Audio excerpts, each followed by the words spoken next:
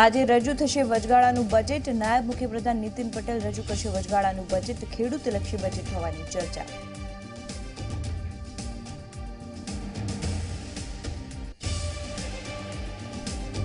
LRD પરીક્ષાનું પરિણામ જાહેર 26મી ફેબ્રુઆરીથી 9 માર્ચ દરમિયાન શારીરિક કસોટી. 54,000થી વધુ પુરુષો, 21,000થી વધુ મહિલાઓ પાસ.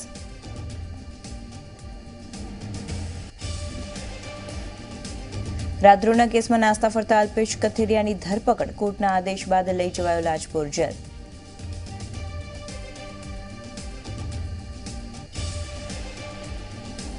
ભાજપ શિવસેના વચ્ચે ગઠબંધન. લોકસભા અને વિધાનસભા ચૂંટણી સાથે લડશે. ભાજપ 25, શિવસેના 23 બેઠકો પર લોકસભા લડશે.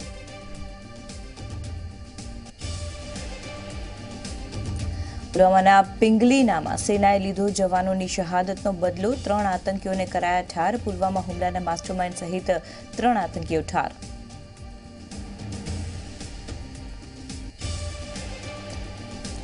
પુલવામા હુમલા બાદ પાકિસ્તાન તરફી નિવેદન આપતા નવજોત સિદ્ધુ સામે વિરોધ. પંજાબ વિધાનસભામાં લાગ્યા સિદ્ધુ હાય હાયના નારા.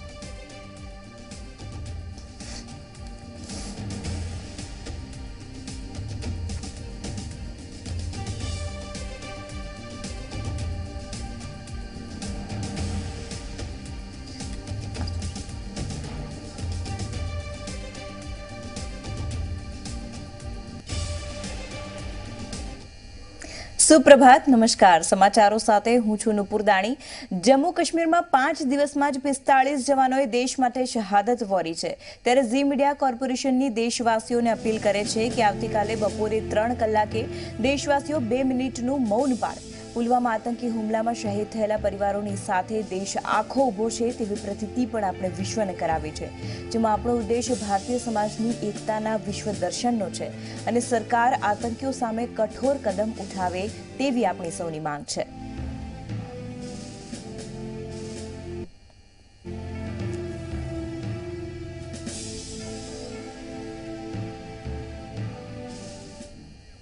અને હવે નજર કરીશું સ્પીડ ન્યૂઝ ઉપર. ભાજપ અને શિવસેના વચ્ચે બેઠક મળી જે પૂર્ણ થઈ છે. ભાજપ અને શિવસેના વચ્ચે લાંબા સમયથી ચાલતા મતભેદનો અંત આ બેઠક બાદ આવ્યો છે. બંને પક્ષ લોકસભા અને વિધાનસભાની સીટ સાથે જે લડશે તેવો નિર્ણય કરાયો. લોકસભા ચૂંટણીમાં મહારાષ્ટ્ર ભાજપ 25 બેઠકો માટે લડશે તો શિવસેના 23 બેઠકો પરથી ચૂંટણી લડશે. ભાજપ અને શિવસેના મંદિરના નિર્માણના પ્રયત્નો કરશે તેવું ફડણવીસે જણાવ્યું. 45 બેઠકો પર વિજય મેળવવાનો વિશ્વાસ અમિત શાહે વ્યક્ત કર્યો.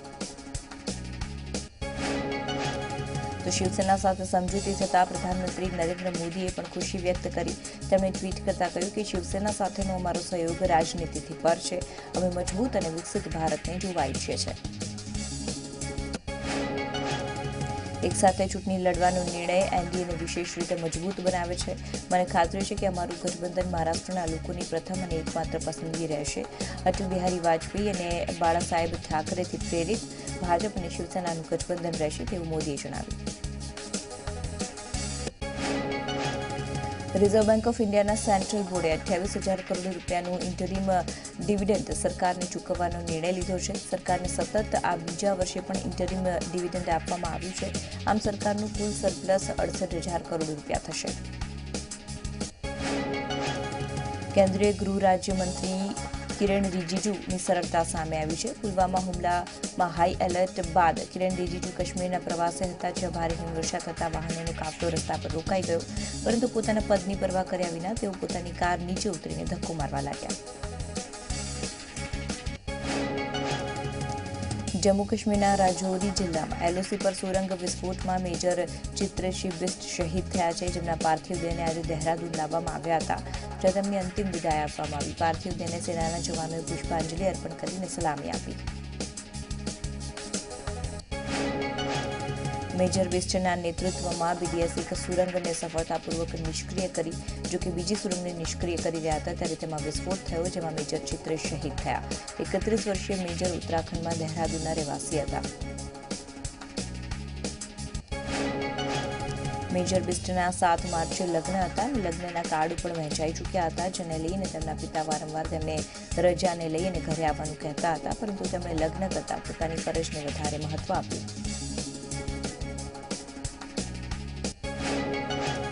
દિલ્હીમાં પુલવામા થયેલા હુમલાના મુદ્દે આજે ઉચ્ચ સ્તરીય બેઠક, ત્યારે આ બેઠકમાં અધિકારીઓની હાજરી જોવા મળી. ગૃહ સચિવ પણ બેઠકમાં ભાગ લેવા પહોંચ્યા. ત્યારે હુમલાને લઈ અને આજે રાજધાની દિલ્હીના કનોજ પ્લેસ પર દેશભક્તિ ભરેલો માહોલ સર્જાયો. હજારો લોકો કનોજ પ્લેસ પર કેન્ડલ માર્ચમાં જોડાયા. પુલવામાના શહીદોને અશ્રુભરી શ્રદ્ધાંજલિ આપી. પુલવામા એન્કાઉન્ટર દરમિયાન બ્રિગેડિયરને વાગી ગોળી. બ્રિગેડિયરના પેટમાં ગોળી વાગી. લેફ્ટનન્ટ કર્નલ અને ડીઆઈજીને પણ ગોળી વાગી. આતંકીઓ સાથેની અથડામણ દરમિયાન આ ગોળી વાગી. પુલવામામાં થયેલા હુમલાને પગલે આજે ભારત બંધનું એલાન. ફેડરેશન ઓફ ઓલ ઇન્ડિયા ટ્રેડર્સે બંધનું એલાન આપ્યું છે. કેન્ટ સંબંધિત વેપારી સંગઠનોએ અહીંયા આહવાન કર્યું છે. છૂટક તથા જથ્થાબંધ બજાર બંધ રાખવાનું આહવાન કરાયું છે. ભારતના નાગરિક કુલભૂષણ જાધવની આજે નેધરલેન્ડના હેગમાં ઇન્ટરનેશનલ કોર્ટ ઓફ જસ્ટિસમાં સુનાવણી હાથ ધરાશે. બંને રાષ્ટ્રો પોતપોતાની દલીલ રજૂ કરશે. આજથી 21મી ફેબ્રુઆરી સુધી સાર્વજનિક સુનાવણી હાથ ધરવામાં આવશે. ત્યારે ભારત તરફથી હરીશ સાલ્વે દલીલ રાખશે. કાશ્મીર, હિમાચલ અને ઉત્તરાખંડ હિમવર્ષાની આગાહી હવામાન વિભાગે કરી. વેસ્ટર્ન ડિસ્ટર્બન્સની અસરથી ભારે હિમવર્ષા થઈ શકે છે. 22મી ફેબ્રુઆરી સુધી હિમવર્ષા ચાલુ રહેશે. તેમજ ઉત્તરના રાજ્યોમાં ફરી શીતલહેરનો સપાટો બોલાવશે, જેને લઈને ઠંડીના પ્રમાણમાં પણ વધારો થઈ શકે છે. જયંતિ ભાનુશાળી હત્યા કેસના મામલામાં શાર્પ શૂટરોના 12 દિવસના રિમાન્ડ મંજૂર કરવામાં આવ્યા છે. એટીએસે ઝડપેલા બંને શાર્પ શૂટરોને ભચાઉ કોર્ટમાં રજૂ કરવામાં આવ્યા. એસઆઈટીની ટીમે સમગ્ર કેસમાં વધુ તપાસ માટે આરોપીની 14 દિવસની રિમાન્ડની માંગ કરી. રાદ્રોના ગુનામાં નાસ્તો કરતો અલ્પેશ કથિરિયા છેવટે ઝડપાઈ ગયો છે. અલ્પેશ વેલેન્જા વિસ્તારમાં તેના મિત્ર આશીષ વઘાસિયાના લગ્નમાં આવવાનો હોવાની માહિતી મળતા પોલીસ પહોંચી ગઈ અને તેના મિત્રના ઘરેથી તેની ધરપકડ કરાઈ. ધરપકડ બાદ અલ્પેશને કોર્ટમાં રજૂ કરવામાં આવ્યો. કોર્ટે આદેશ કરતા અલ્પેશને ફરી જેલ ભેગો કરવામાં આવ્યો. અલ્પેશે આ દરમિયાન ચોંકાવનારું નિવેદન આપતા કહ્યું કે જીવીશું તો મળીશું. મરુલી રાદ્રો કેસમાં જામીન મળ્યાના થોડા દિવસોમાં જ અલ્પેશ કથિરિયા ટ્રાફિક પોલીસ વચ્ચે વિવાદ થયો, જેને લઈ અને સેશન્સ કોર્ટમાં અલ્પેશના જામીન રદ કરવા અરજી કરાઈ અને જેને સેશન્સ કોર્ટે માન્ય રાખી. ત્યારબાદ અલ્પેશ ભૂગર્ભમાં ઉતરી ગયો. અલ્પેશને છેલ્લા 1 મહિનાથી પોલીસ શોધી રહી છે. રાજકોટના ગોમટામાં મહિલાને સળગાવવાની ઘટના બની. ઈજાગ્રસ્ત મહિલાએ તેના સાસુ સસરા પર સળગાવવામાં આવી હોવાનો આક્ષેપ કર્યો. છેલ્લા 22 વર્ષથી શારીરિક ત્રાસ અપાતો હોવાનો મહિલાએ આક્ષેપ કર્યો. મહિલા વધુ દાઝી જવાના કારણે તેને બંધ વોર્ડમાં ટ્રાન્સફર કરાયા. ગોંડલ પોલીસે ગુનો નોંધી તપાસ તેજ કરી. રાજકોટમાં એક તરફી પ્રેમ કરનાર પૂજારીના મોત બાદ સેવિકાનું પણ મોત. પ્રેમી બાદ સેવિકાનું પણ મોત થયું છે. વેલેન્ટાઇન ડેના એક દિવસ પહેલા કાલ ભૈરવ મંદિરના પૂજારી રોનક ઉર્ફે બોનીએ પ્રેમનો સ્વીકાર ન કરતા સેવિકાને સળગાવી દીધી. સેવિકાને સળગાવતા પ્રેમી પૂજારી દાઝ્યો અને જેનું સારવાર દરમિયાન મોત થયું. આજે સારવાર દરમિયાન સેવિકાનું પણ સારવાર દરમિયાન સિવિલ હોસ્પિટલમાં મોત થયું. દાહોદના ગોદી રોડ વિસ્તારમાં બાઇક સવાર 3 યુવકોએ રાહદારી મહિલાના ગળામાં રહેલી સોનાની ચેન તોડવાનો પ્રયાસ કર્યો. મહિલાએ પ્રતિકાર કરતા બાઇક સવાર અજાણ્યા શખ્સો ફરાર થઈ ગયા. ચોરીના નિષ્ફળ પ્રયાસની ઘટના સીસીટીવીના કેમેરામાં કેદ થઈ. વલસાડના વાપીમાં તસ્કરોએ તરખાટ મચાવ્યો. નામાંકિત સુપર સ્ટોરમાં તસ્કરોએ ચોરીને અંજામ આપ્યો. વેબસાઇટના દરવાજા તોડી તસ્કરો ઘૂસી અને 3 લાખથી વધુની રોકડની ચોરી કરી. ચોરીની આ સમગ્ર ઘટના સીસીટીવીમાં કેદ થઈ છે. જિલ્લા પોલીસ કાફલાએ આ સમગ્ર મામલે તપાસ હાથ ધરી છે. વાપી પોલીસે એફએસએલ અને સીસીટીવીના આધારે તપાસ હાથ ધરી છે. અમદાવાદ આરટીઓના કૌભાંડને ક્રાઇમ બ્રાન્ચમાં ફરિયાદ નોંધાઈ છે. બેકલોગ એન્ટ્રી કરીને લાયસન્સમાં ખોટો ઉમેરો કરવામાં આવતો હોવાની ફરિયાદ નોંધવામાં આવી છે. ઓફિસ બંધ હોવા છતાં પણ કૌભાંડ કર્યાનો આરટીઓના અધિકારીઓએ આક્ષેપ કર્યો. ક્રાઇમ બ્રાન્ચે ફરિયાદ નોંધી વધુ તપાસ હાથ ધરી. વડોદરામાં રેલવે મેમુ કાર શેડમાંથી સિક્યોરિટી ગાર્ડનો મૃતદેહ મળી આવ્યો છે. સિક્યોરિટી ગાર્ડની હત્યા થઈ હોવાની આશંકા છે. સિક્યોરિટી ગાર્ડના ગળાના ભાગે છરીના નિશાન મળી આવ્યા છે. પોલીસે ઘટના સ્થળે પહોંચી તપાસ હાથ ધરી. અમરેલી બાબરાના જીવાપર ગામે રાતના સમયે પ્રેમિકાને મળવા જતા પ્રેમિકાના પરિવારજનો જાગી જતા શખ્સને ઝડપી પાડ્યો.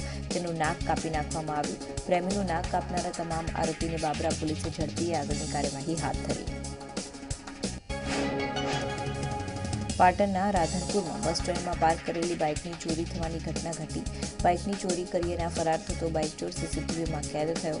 પોલીસે સીસીટીવીના આધારે તપાસ હાથ ધરી. સુરેન્દ્રનગરના સાયલાના ખીટલા ગામે 2 રાઉન્ડ ફાયરિંગ કરવામાં આવ્યું, જેમાં ખીટલા ગામના યુવકની હત્યા થઈ. ઘટનાની જાણ પોલીસને થતાં પોલીસે તપાસ હાથ ધરી. અજાણ્યા શખ્સોએ 2 રાઉન્ડ ફાયરિંગ કરીને ફરાર થઈ ગયા હોવાની આશંકા છે. યુવકના મૃતદેહને સાયલા હોસ્પિટલમાં પોસ્ટમોર્ટમ માટે ખસેડવામાં આવ્યો. ગુજરાત વિધાનસભા સત્રનો બીજો દિવસ. સત્રમાં ઉપમુખ્યમંત્રી નીતિન પટેલ વચગાળાનું અંદાજપત્ર રજૂ કરશે. તે પહેલા 1 કલાક સામાન્ય વહીવટ, ઉદ્યોગ, ગૃહ, શહેરી વિકાસ, મહેસૂલ, રોજગાર, સામાજિક ન્યાય અને અધિકારી સહિતના વિભાગોની પ્રશ્નોત્તરીની ચર્ચા થશે. સવારે 11 કલાકે વિધાનસભાનું સત્ર શરૂ થશે. બપોરે 12 કલાક પછી અંદાજપત્રને ગૃહમાં રજૂ કરવામાં આવશે.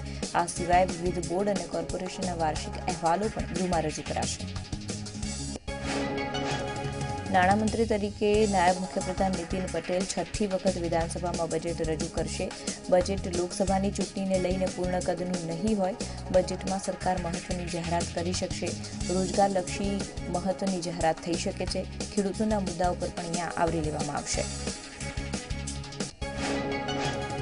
લોકરક્ષક દળની પરીક્ષાનું પરિણામ જાહેર થઈ ગયું છે. પરીક્ષામાં 54,000થી વધુ ઉમેદવારો પાસ થયા તો 21,000થી વધુ મહિલાઓ પાસ થઈ છે.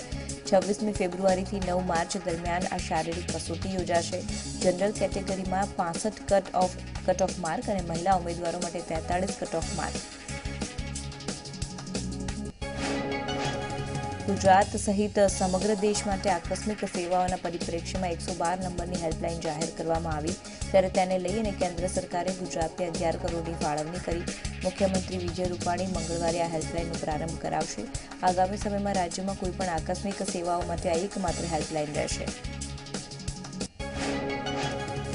ગિરનારની ગોદમાં યોજાનારા શિવ કુંભ મેળાનો વિધિવત કાર્યક્રમ જાહેર કરવામાં આવ્યો છે. 26મી ફેબ્રુઆરીથી 4 માર્ચ સુધી 7 દિવસીય મેળો યોજાશે, જેમાં મુખ્યમંત્રી વિજય રૂપાણી તેમજ ઉત્તર પ્રદેશના મુખ્યમંત્રી યોગી આદિત્યનાથ, સાધ્વી ઋતંભરાજી પણ અહીંયા હાજર રહેવાના છે. 7 દિવસ સુધી ચાલનારા આ કાર્યક્રમમાં જુદા જુદા કલાકારો પોતપોતાની કલા રજૂ કરશે. 1 માર્ચે સીએમ રૂપાણી અને યોગી આદિત્યનાથ આવશે. 4 માર્ચ લેઝર શો, નાગા સાધુનું જુલુસ અને મૃગીકુંડમાં શાહી સ્નાન થશે. ભાજપના રાષ્ટ્રીય મહામંત્રીએ ગુજરાતના ભાજપના પ્રભારી ઓમ માથુર કેવડિયાની મુલાકાતે આવ્યા છે. તે સમયે છોટાઉદેપુર લોકસભા બેઠકની સમીક્ષા કરી. પુલવામા હુમલા બાદ આપણી સેના એક્ટિવ થઈ અને પ્રધાનમંત્રી મોદીએ સેનાને છૂટો દોર આપ્યો છે. વધુમાં ઓમ માથુરે જણાવ્યું કે વિપક્ષે પણ સરકારનો સાથ આપ્યો છે. સરદાર સાહેબ ન હોત તો ભારતનું અસ્તિત્વ ન હોત. ગુજરાતની તમામ 26 સીટ ભાજપ જીતશે અને 2014 કરતાં 2019માં વધુ લીડ મળશે તેવો વિશ્વાસ ઓમ માથુરે વ્યક્ત કર્યો. મહેસાણા જિલ્લા કોંગ્રેસના કારોબારીની બેઠક યોજાઈ. આ બેઠકમાં પ્રદેશ પ્રમુખ અમિત ચાવડા, જગદીશ ઠાકોર, સાગર રાયકા તેમજ જિલ્લા કોંગ્રેસના આગેવાનો હાજર રહ્યા. 28મી ફેબ્રુઆરીએ અમદાવાદમાં યોજાવા જઈ રહેલ કોંગ્રેસ વર્કિંગ કમિટીની બેઠકની ચર્ચા કરાઈ. અમિત ચાવડાએ કહ્યું કે 58 વર્ષ પછી ગુજરાતમાં કોંગ્રેસ વર્કિંગ કમિટીની બેઠક મળશે. લોકસભા ચૂંટણીને લઈ અને ફેશનમાં પણ સુરતના વેપારીઓએ રાજકીય રંગ લાવી દીધો છે. કાપડના વેપારીઓએ નરેન્દ્ર મોદીના ફોટા અને યોજનાઓવાળી સાડીનું છાપકામ શરૂ કરી દીધું છે. પ્રધાનમંત્રી મોદીને ફરીથી પીએમ બનાવવાની ઈચ્છા સાથે વેપારીઓએ પોતાની રીતે પ્રચાર પ્રસાર શરૂ કરી દીધા છે. સુરતના ભાઠે વિસ્તારમાં સાડીઓની પ્રિન્ટિંગનું કામકાજ ધમાકેદાર રીતે ચાલે છે, જ્યાં પ્રધાનમંત્રી મોદીના વિવિધ ફોટા તેમજ તેમણે શરૂ કરેલી યોજનાઓનું સાડી પર પ્રિન્ટિંગ કરાઈ રહ્યું છે. મુખ્યમંત્રી આઈબીના ઇનપુટને ધ્યાનમાં રાખીને ઉચ્ચ સ્તરીય બેઠક બોલાવી. બેઠકમાં ગૃહ વિભાગના ઉચ્ચ અધિકારીઓ હાજર રહેશે. આ બેઠકમાં સુરક્ષાની સ્થિતિ અંગે સમીક્ષા કરી. ગુજરાત વિધાનસભાના બજેટ સત્રનો પ્રારંભ થયો છે. લેખાનુદાન બજેટ રજૂ થવાનું હોવાના કારણે બજેટ સત્ર 18 તારીખથી 22મી ફેબ્રુઆરી સુધી ચાલશે.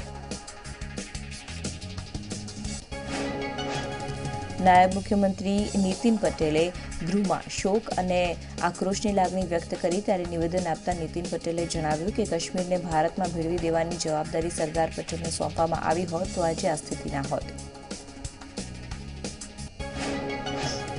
પુલવામા થયેલા આતંકી હુમલાને રાજકીય મુદ્દો નહીં બનાવી બધાએ સાથે મળી દેશની સુરક્ષાની વાત કોંગ્રેસના નેતાઓએ કરી ત્યારે કોંગ્રેસ ધારાસભ્ય વેલજી ઠુમ્મરે સરકારને નિષ્ફળ ગણાવીને મુદ્દાને રાજકીય બનાવવાનું નિવેદન આપ્યું.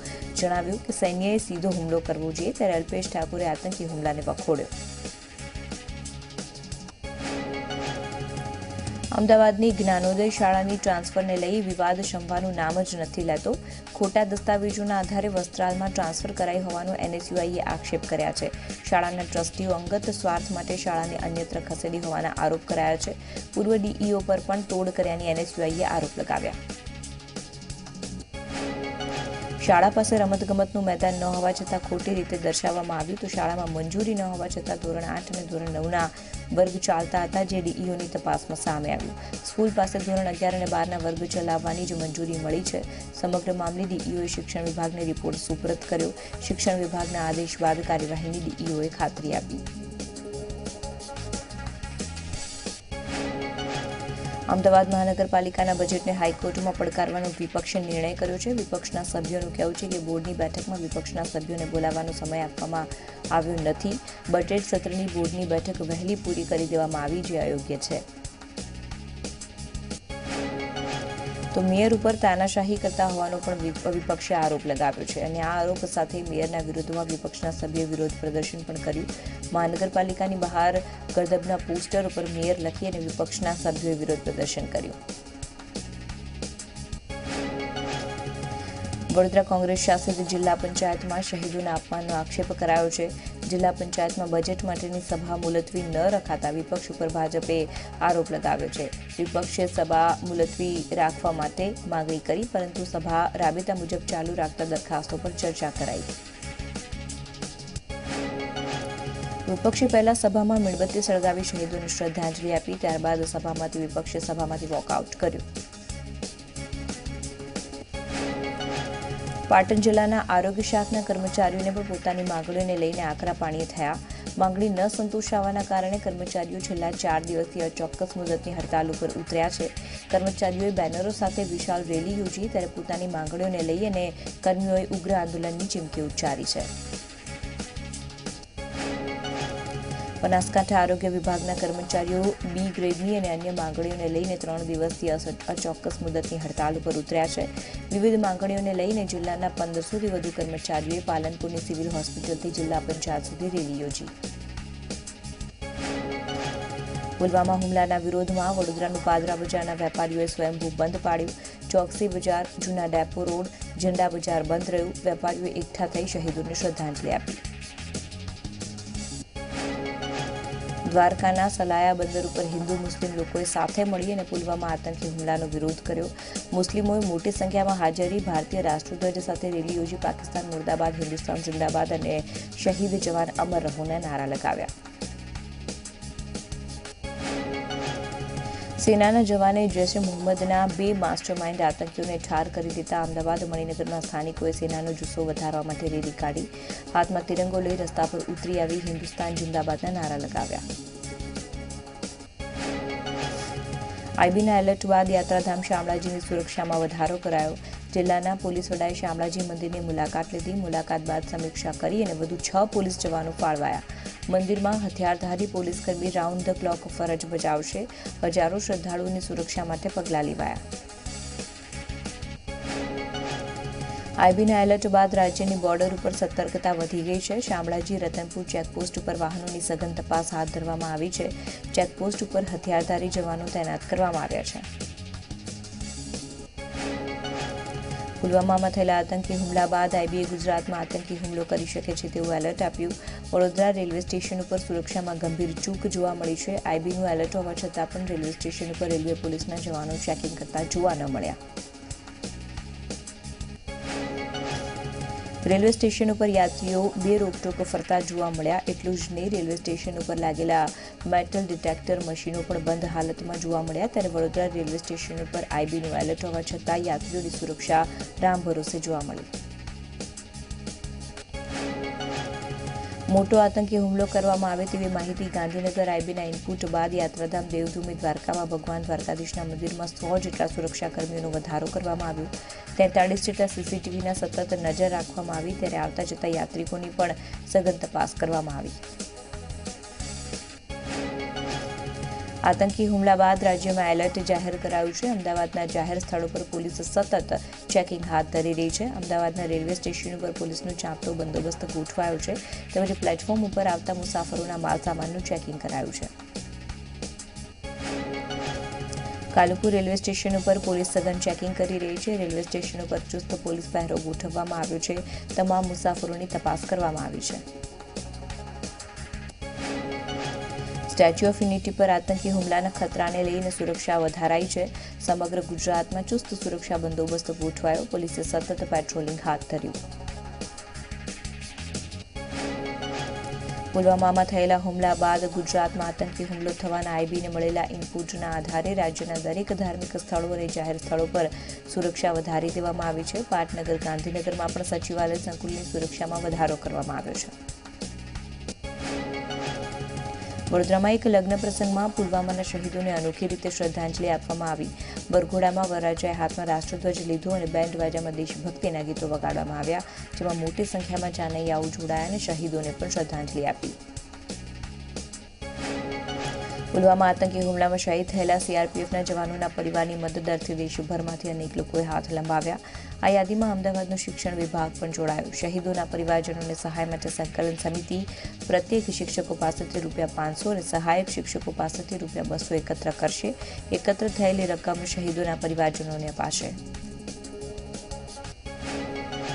પુલવામામાં થયેલા આતંકવાદીઓના હુમલામાં શહીદ થયેલા જવાનોને દેશભરમાંથી શ્રદ્ધાંજલિ આપવામાં આવી રહી છે.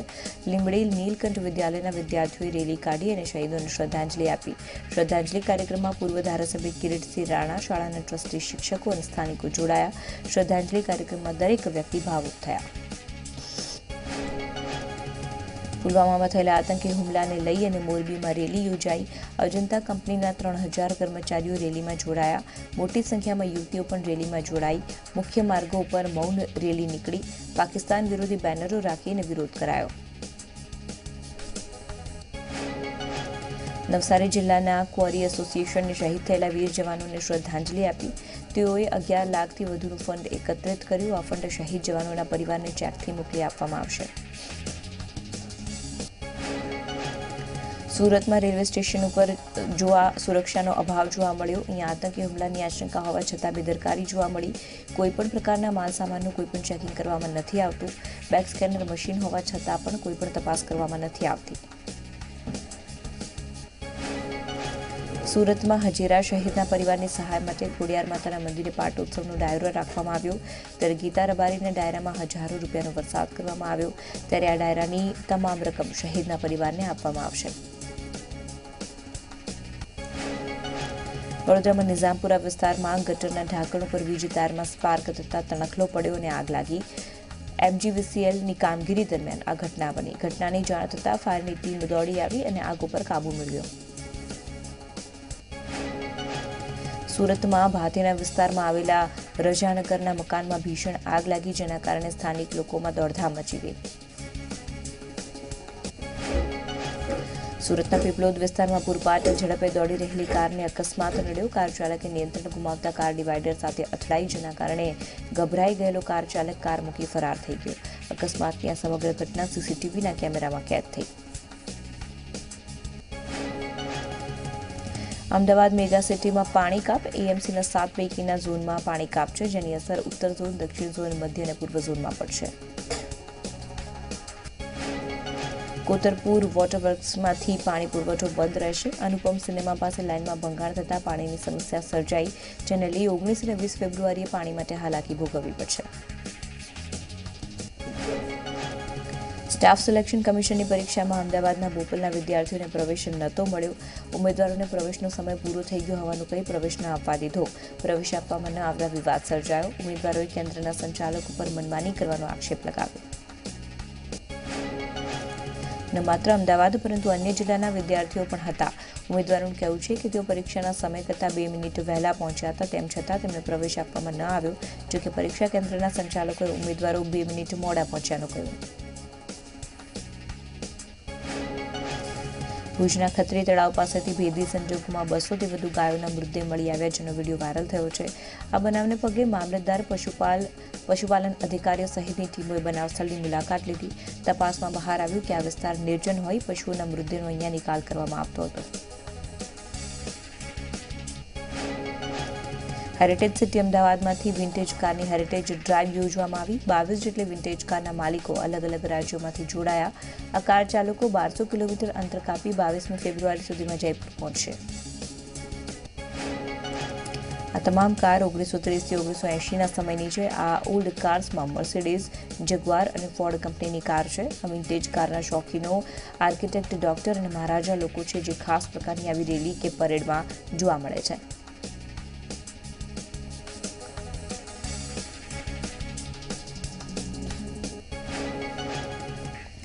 તો આ હતા અત્યાર સુધીના સમાચાર. વધુ સમાચાર માટે સહયોગી નિશ્ચિત આપના સાથે જોડાશે. હાલ મને રજા આપશો. નમસ્કાર.